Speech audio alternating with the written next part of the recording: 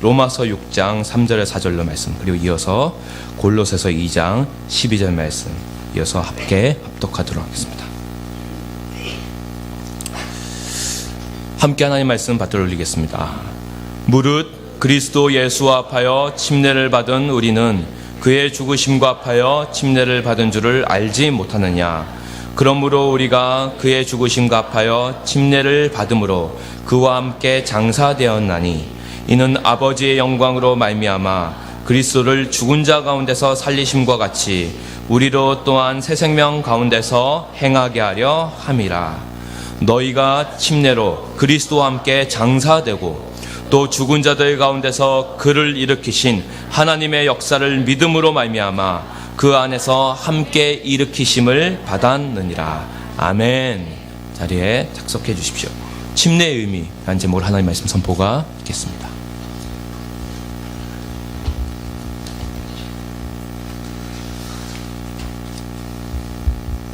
할렐루야. 오늘 참으로 기쁘고 복된 주일입니다. 물론 매 주일이 부활의 기쁨과 감격 가운데 드려지는 주일이지만 오늘은 또 특별히 사랑하는 지체들 가운데 6분이 침례에 순종하는 복된 날이기 때문이지요.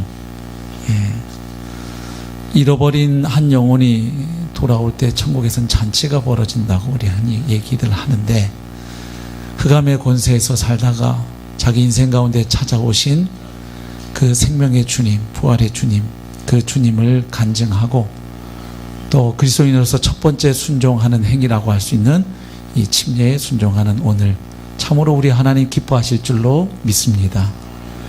그래서 우리 간증과 침례식에 앞서서 오늘 잠시 침례의 의미를 다시 한번 나누도록 하겠습니다.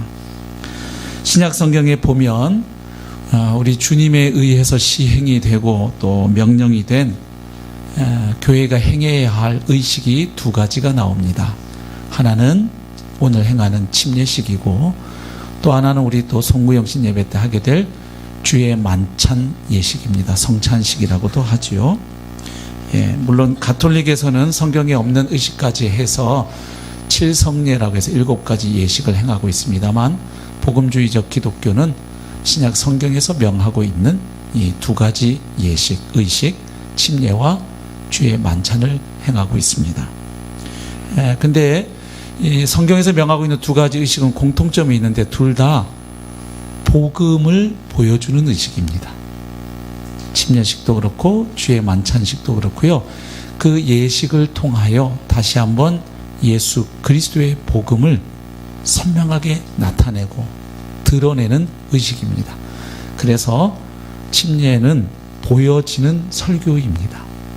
그래서 저는 오늘 아주 설교를 짧게 할 생각입니다. 뒤에 많은 설교자들이 기다리고 계시기 때문입니다. 그 6분의 간증이 다 자기 인생 가운데 찾아오신 부활의 주님을 증거하는 그 자체로 메시지입니다.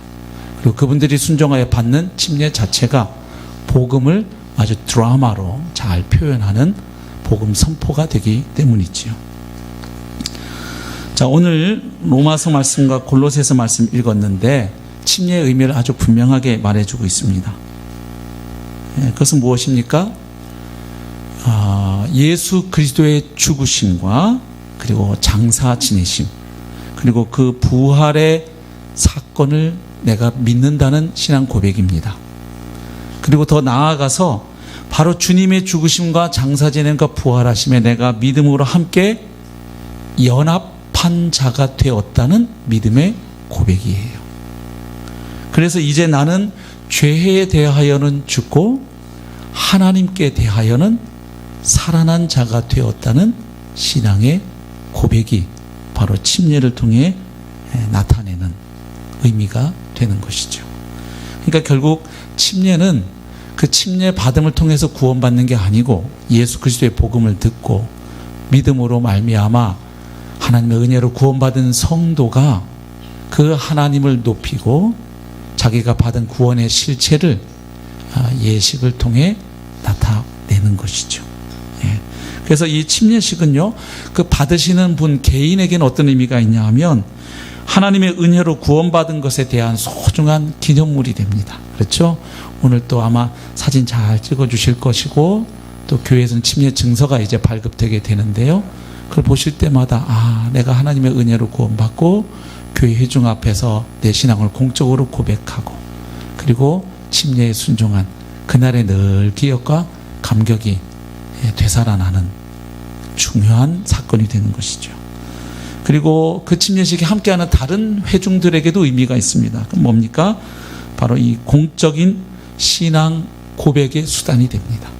그러니까 내가 이미 개인적으로 예수님을 분명히 믿고 구원받았지만 그것을 동일한 믿음을 가진 다른 지체들 앞에서 공적으로 신앙을 고백하는 의미가 있습니다. 그래서 전통적으로 복음적인 교회들에서는 이 침례에 순종하는 것을 교회 정식 회원이 되는 조건으로 많이들 여겨 왔었지요. 로마서 10장 9절부터 10절 보면 이 초대교회에서도 항상 침례식을 행할 때 나눴던 말씀인데요. 네가 만일 내 입으로 예수를 주로 시인하며, 여기 시인한다는 것이 단순히 그냥 복음 듣고 영접 기도하는 의미가 아니라 공적인 신앙 고백의 의미를 갖습니다. 초대교회는 굉장히 무거운 고백입니다. 로마의 황제가 주라고 고백되던 그 시대에 아니요, 그도 하나님이 세운 한 인간 왕이고 통치자일 뿐 나의 주는, 그리고 이 온 세상의 주는 성경대로 죽으시고 부활하신 예수 그리스도, 그리고 승천하신 그분, 그리고 영광 가운데 다시 오실 그분이 나의 주님이고 온 세상의 주님이십니다. 제가 이것을 믿습니다. 이 공적인 신앙 고백을 의미하지요. 그리고 하나님께서 그를 죽은 자 가운데서 살리신 것을 내 마음에 믿으면 구원을 받으리라. 사람이 마음으로 믿어 의에 이르고 입으로 시인하여 구원에 이르느니라. 그러니까 자기가 마음에 믿고 있는 바를 이제 공개적으로 공동체 앞에서 신앙 고백하고 그리고 침례에 순종을 했던 것입니다. 그러니까 혼동하시면 안 됩니다. 침례를 통하여 구원받는 것이 아니고 하나님의 은혜로 구원받은 자가 이제 침례에 순종하는 것입니다. 그래서 신약 성경에 보시면 예외 없이 복음을 듣고 예수님을 믿어서 그리스도인이 된 사람들이 침례에 순종하는 것으로 묘사되어 있습니다. 많은 구절들이 있는데 제가 그냥 두 곳만 읽어드릴게요. 사도행전 8장 12절, 빌립이 하나님 나라와 및 예수 그리스도의 이름에 관하여 전도함을 그들이 믿고 남녀가 다 침례를 받으니, 믿고 받으니. 사도행전 18장 8절, 또 회당장 그리스도가 온 지방과 더불어 주를 믿으며 수많은 고린도 사람도 듣고 믿어 침례를 받으니라. 그래서 침례를 베풀기 전에 먼저 귀한 분들이 나와서 본인의 구원 간증 및 신앙 고백을 하는 것이죠. 그래서 그 신앙 고백에 따라 우리는 주님의 이름으로 침례를 베풀게 되는 것입니다. 근데 이 오늘 침례 받은 분들 참 축하드려요. 이 영하 10도의 날씨에 대단한 믿음을 오늘 확증하시는데, 저도 1월 달에 영하 14도 되는 날 받은 기억을 갖고 있는데요. 그래서 참 이런 날은 좀 약식으로 물을 이렇게 발라드리거나 뿌리거나 아니면 이렇게 관술에 산술에 뭐 이렇게 하는데, 그렇게 해드리면 좋겠는데, 최대한 따뜻하게 해드리려고 지금 물을 사역자분들이 열심히 아침부터 대표해놨는데요. 침수례를 하는 이유가 있습니다. 우리가 무슨 형식에 목을 매는 형식주의자여서가 아니고, 굳이 우리가 침수례를 베푸는 이유는 먼저는 오늘 설명한 복음의 의미 때문에 그렇습니다. 침례의 의미 때문에. 모든 예식은 그 예식의 요소를 통해 나타내고자 하는, 상징하고자 하는 바가 있습니다. 그래서 좀 이따 침례 들어갈 때 물에 들어갔다가 잠시 잠겼다가 나옵니다. 뭘 의미할까요?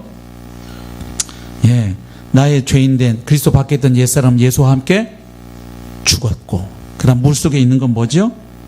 장사되었고, 그리고 이제 물을 박차고 나오는 건 뭘 말합니까? 예수님의 부활 생명에 참여하여 새 생명으로 살아난 자가 되었다. 그래서 이제 내 남은 삶을 어떻게 살겠다는 고백이에요. 나는 죽고 예수 생명으로 살아가겠습니다 하는 결단의 의미가 있는 것이죠. 그래서 그 침례의 의미를 이 형식이 잘 나타내고 있기 때문에 저희가 침수례를 베풀고요.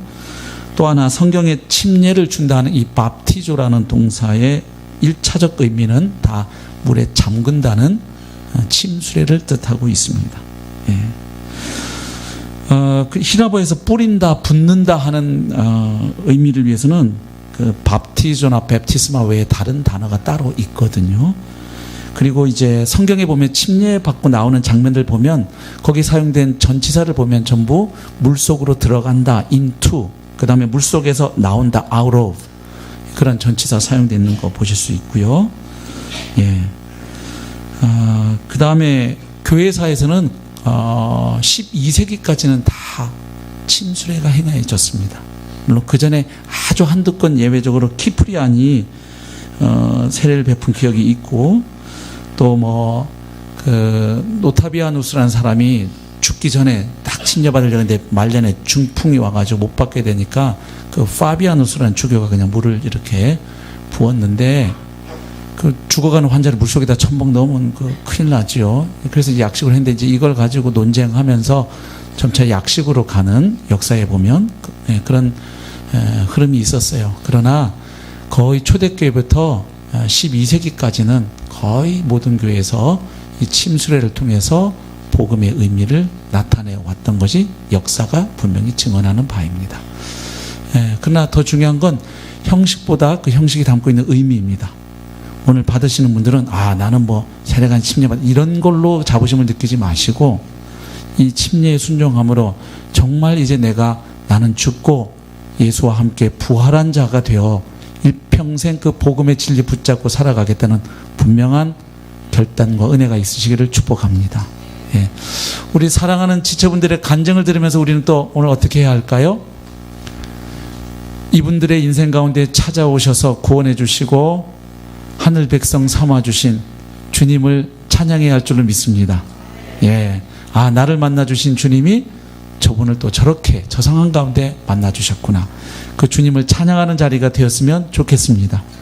그리고 이미 구원받고 침례 받으신 분들, 다시 한번 내가 그 침례에 순종하던 날의 감격을 회상하시면서 과연 나는 오늘도 그 침례 받을 때 하나님 앞에 결단했던 것처럼 나는 죽고 예수 그리스도의 부활 생명으로 살아가는 자임을 매일 고백하고 있는지, 복음의 진리가 매일 선포되고 묵상되고 내게 누려지고 적용되고 있는지 돌아보는 시간이 되었으면 좋겠습니다.